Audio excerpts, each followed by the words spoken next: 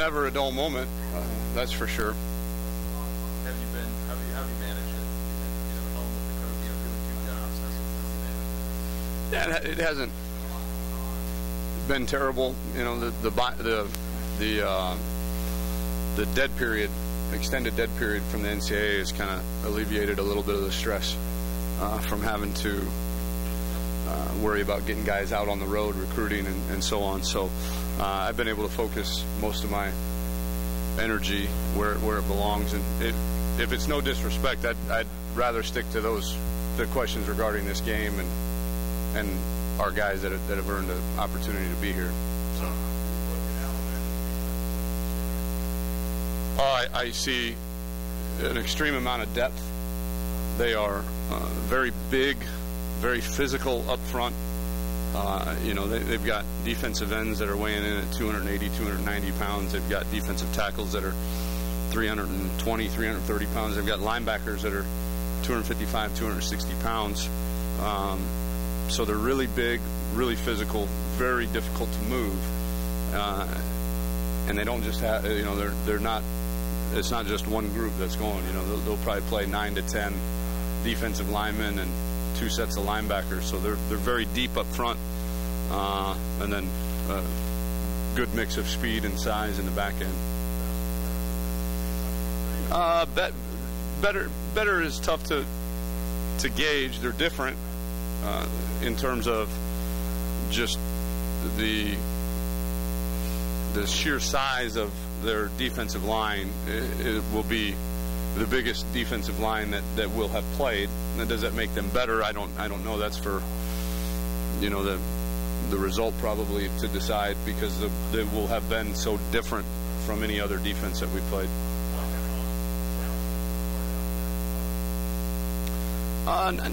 Not a ton, you know, in terms of, I mean, the challenges come when they bring pressure, and the challenges come from reading coverages. I don't know that the size and depth of their front 6 or 7 is really anything he needs to concern himself with.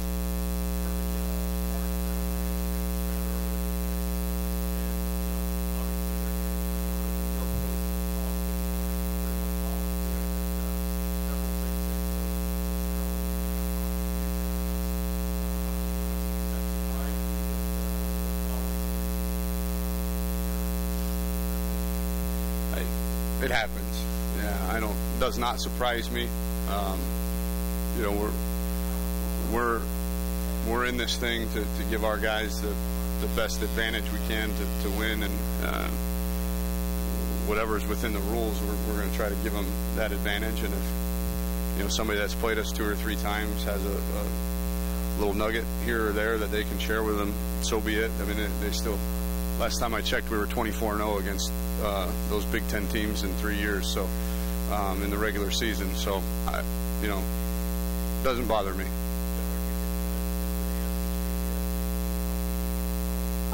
You ask around. I don't know that you sit on the phone and game plan for hours at a time, or teleconference, or I don't know what Kirby and them did, and it's none of my business, to be honest with you. But yeah, you ask around. Hey, what hurt them? You know, you guys have played them 3 years. You know, friends. You're not just going to pick up the phone and cold call a guy at Tennessee that you'd never met and say, "Hey, this is Tom Herman at Ohio State. Tell me about Alabama." You know, you got buddies in the business that you call and catch up, wish Merry Christmas. Oh, and hey, by the way, you know, you guys scored 32 points against them 2 years ago.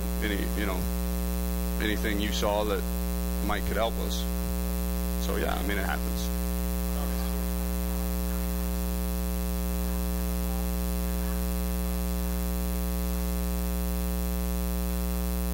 He's on the cover of 2 magazines, so I'm not sure that. I kind of liked it when he was the underdog.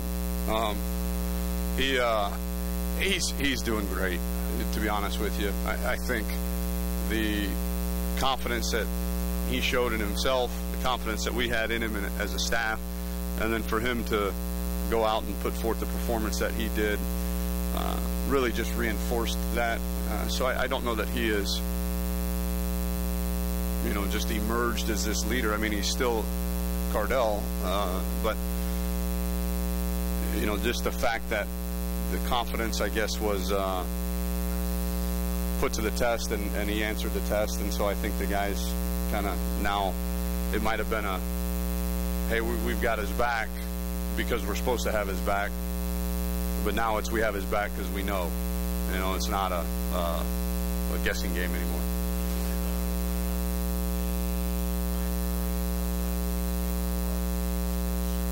Yeah, I worried about that in the Big Ten championship game. Not maybe stemming from overconfidence, but stemming from my team's counting on me to, you know, I'm the new guy, so I got to do more than what is asked of me, and so I get worried about that. Yeah, this week as well, but not due to overconfidence, but more so that he thinks that he's got to go out and win the game by himself, which he doesn't, and he showed that, you know, against Wisconsin, but you know, he's just got to reinforce that with him.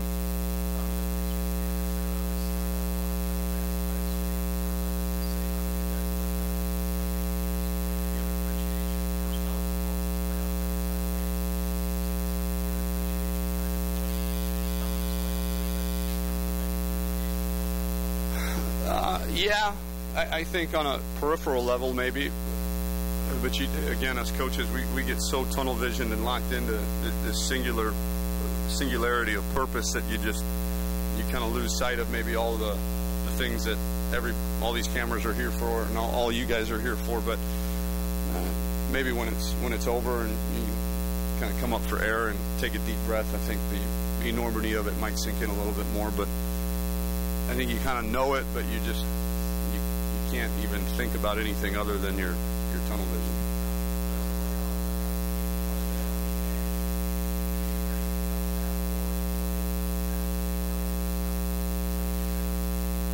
Yeah, I never knew what that meant in terms of defenses having to prepare for specific quarterbacks. I think defenses prepare for systems and plays and personnel groups and backfield sets and where the tight end lines up and what do they like to run on first down, what do they like to do on third and medium. You know, they don't, yeah, they say, okay, this is this guy's strengths, this is his weaknesses maybe, but I don't know that you've formulated an entire game plan around that. So I'm excited for him because he has had an opportunity now to kind of spend some time as a starting quarterback at Ohio State and sink his teeth into preparing to win the game and, you know, working out some of the things that he needs to improve on, and you know, got the rust shaken off of him pretty good in the Wisconsin game, and now it's, you know, it's his show, and you know, it doesn't really have much to prove.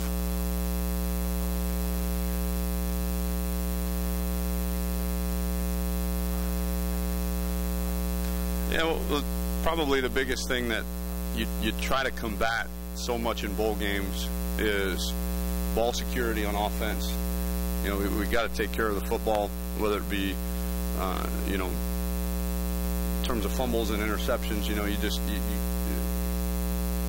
ill-prepared teams get sloppy a little bit with ball security. On the other side, you know, maybe a little bit with tackling, some conditioning. You know, you haven't really played a full game in a month almost, so.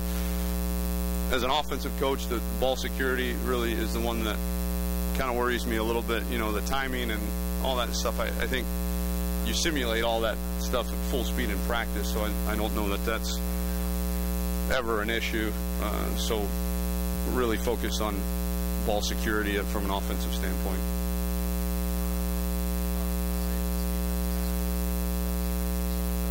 They're really good.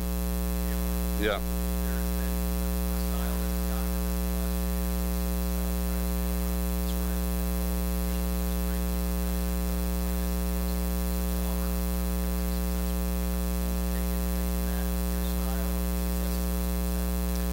Yeah, you try to, you know, A&M's a little bit different because they throw the ball so much more than us or Auburn. I think the one you look at is Auburn probably the most in terms of mixing the gun runs with tempo. And yeah, they had yards, you know, and I know they beat them 2 years ago to go play for the national championship, but That last time I checked, that was a tie ball game with 1 second left or whatever it was, and so it wasn't. And they lost this year. So, yeah, they did some good things offensively, but at the end of the day, it's not like they found some secret formula that just blew these guys out. I mean, yeah, they had limited success, I guess, which is better than no success. So you try to take from it as much as you can.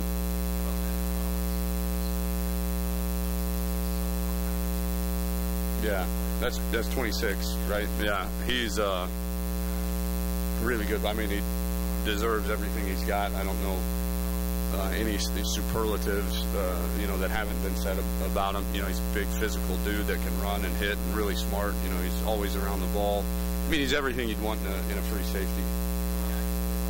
Very active, yep. Yeah, which is their. I mean, that's their scheme allows him to do it, and he just happens to be really good at it too.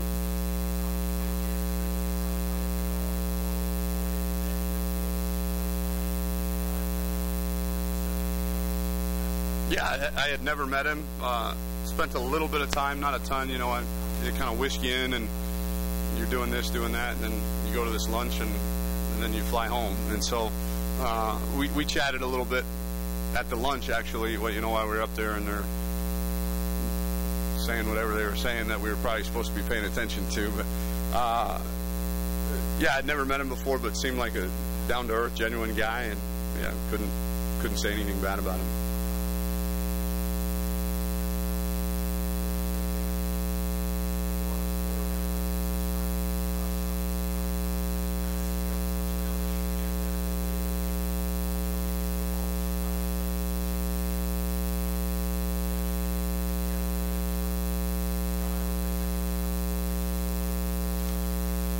I mean, yes, and without being a smart aleck, that is kind of thought process every week is that, and it's not just for Alabama, it's for every defense to have to account for the quarterback in the run game and allow us to equate numbers, or at least get numbers close to equal as we can in the run game. And so that's kind of our philosophy from a general standpoint.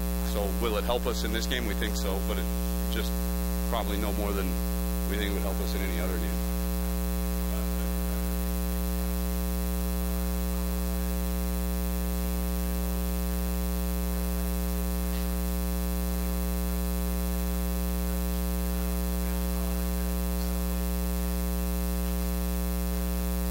Yeah, I don't know what that means.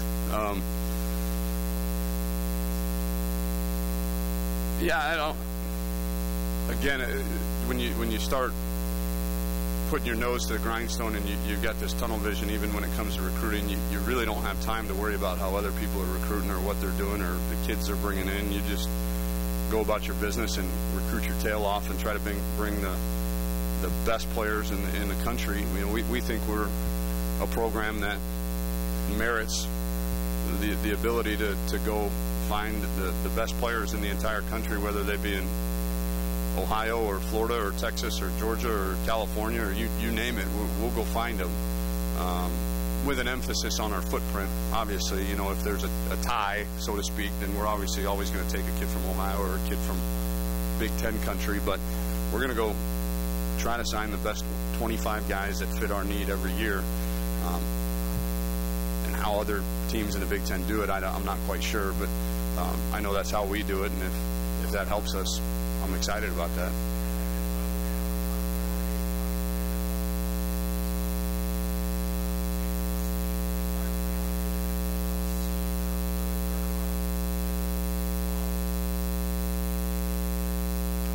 Yeah, I don't know, because I don't perceive it that way. I know the guys to me, we're like every other conference. You roll Michigan State and Wisconsin and Nebraska out there. You're telling me Amir Abdullah and the Coleman kid at Indiana and Melvin Gordon that they're plotters? I would argue that they're not. I would say those guys could probably play tailback anywhere in the country. So I think we're just like any other conference. We've got some really good teams at the top. We've got some teams that are just okay in the middle, and then we got some teams that are working towards getting better, to be politically correct. And so I think that's the same without naming names. I don't know that there's a conference that's not the case, you know, where you've got a few really good teams at the top, you got most of the conference in the middle, and then you got a few guys, you know, trying to get better. So I don't think we're playing. I mean, shoot, I played Michigan State 3 years in a row. Those guys don't seem very plodding to me, you know. And you know, last I checked, the Jim Thorpe Award winner was from their school last year. It was a first rounder at corner, and we had a first rounder at corner last year. So I don't fall into that mode of thinking. And you know, I will say this: they won 7 straight national championships, so they're doing something right in that league. They're elite.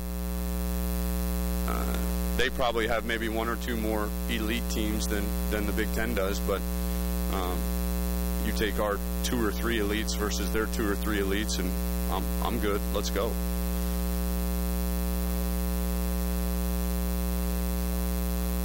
Whew. A ton. I mean, I don't know how to quantify it other than he's a really good player. He's a guy that comes to work every day, sick, achy, joints hurt, banged up. I mean, he's played Lord knows how many game reps this year, probably 900 to 1,000, you know, game reps.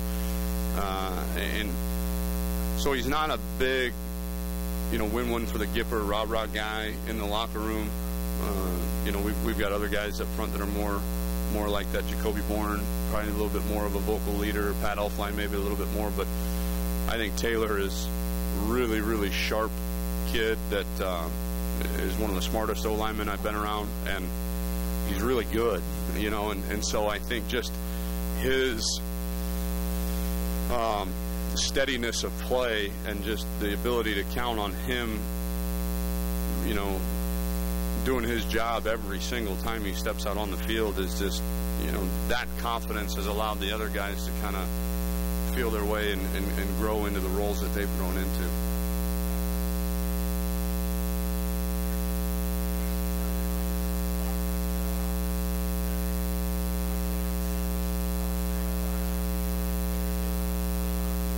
Oh. No, I tell them to play for each other. Yeah. We haven't changed that in 3 years, and nobody's going to change that. So I coach for them. They play for each other, and on a certain level, they play for me every week, just like they do Coach Meyer, just like they do Coach Fickle and Coach Warner, and you know, all the position coaches that we got. A lot of teams preach about family atmosphere. I know that this is the most lived of that culture that I've been a part of, especially this year. The 3 years here with Coach Meyer, certainly, but this year, this team, more than any other team, I think has a selflessness about them that they really genuinely want to succeed, not for themselves, but for their brothers and for the coaches and for Ohio State, for everybody but themselves.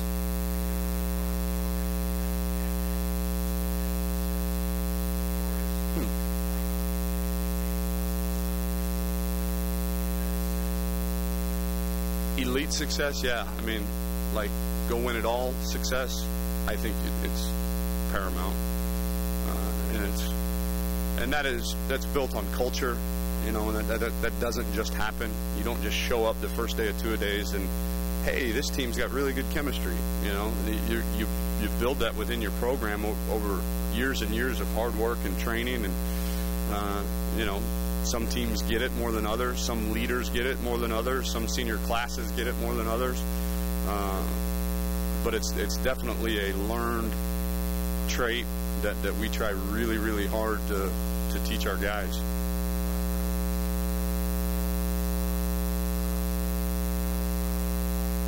No, I wish I had something juicier for you, but again, in this business, you really don't. You don't see the big picture. You're so honed into the details that maybe someday it will. Hopefully later rather than sooner.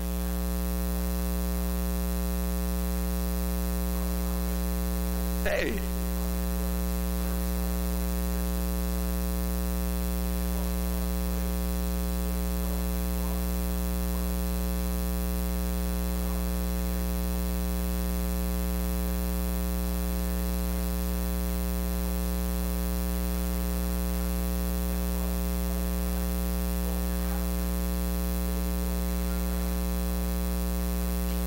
Yeah, and they're the best.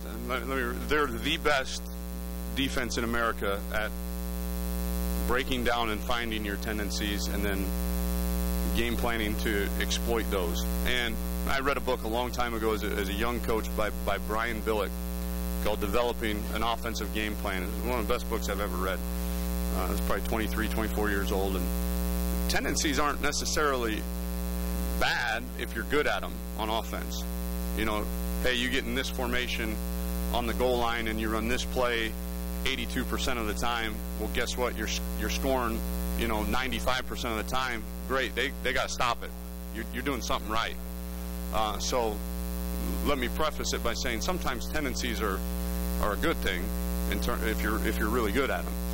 And then what we try to do is, a lot of shotgun spread teams have tendencies with, where the back is aligned, they run, this play or these two plays maybe, a very high percentage of time. Or if the back is here, it's always going to be an inside play, or a pass. If the back is here, it's an outside play or a screen. Or, a lot of defenses break down shotgun teams on where the back aligns, and we try to align our back in one spot no matter what we're doing, and we work really, really hard at the footwork of that and timing of that, and run, pass, inside runs, outside runs, powers, counter, all the different things we do, we try to do from the same backfield alignment.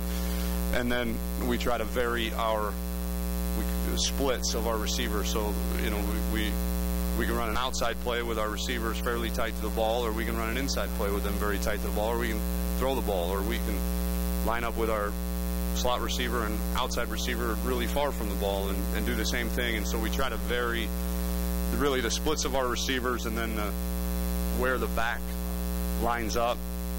So we vary the splits of our receivers, and then try to be as consistent and as constant is probably the better word, constant with our backs alignment as we can, and hopefully that makes it a little harder to determine some of our tendencies.